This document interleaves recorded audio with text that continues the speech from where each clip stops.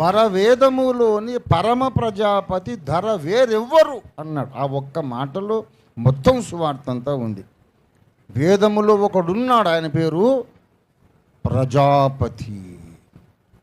ఆ ప్రజాపతి ఏం చేశాడంటే చచ్చిపోయాడు, మళ్ళీ లేచాడు. యజ్ఞ ప్రజాపతి, బలి అయిన వాడే ప్రజాపతి. భూమి మీద ఇంకెవడున్నాడు చెప్పు? యేసయ్య అయితే కనపడుతున్నాడు. యజ్ఞ ప్రజాపతి అంటే యజ్ఞమైనట్టుగా కనబడుతున్నాడు సిలువలో.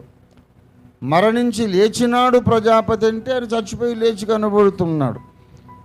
మరి భూమి మీద ఇంకొకడు ఉన్నాడా?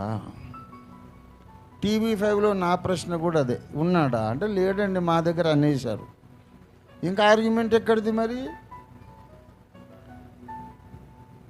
ధర వేరెవ్వరు.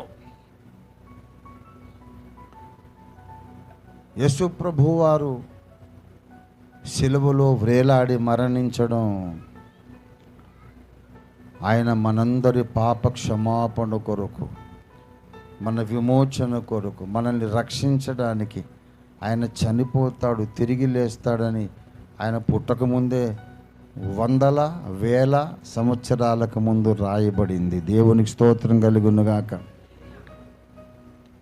పరమాత్ముడు తానే నరరూపున ధర, పరమాత్ముడు తానే.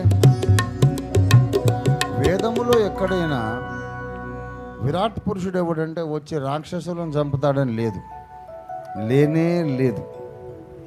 విరాట్ పురుషుడు ఎవడంటే తానే బలి అయ్యేవాడు విరాట్ పురుషుడు, తాను బలి అయ్యేవాడు యజ్ఞ పురుషుడు, తాను బలి అయ్యేవాడు ప్రజాపతి అని చెప్పాడు.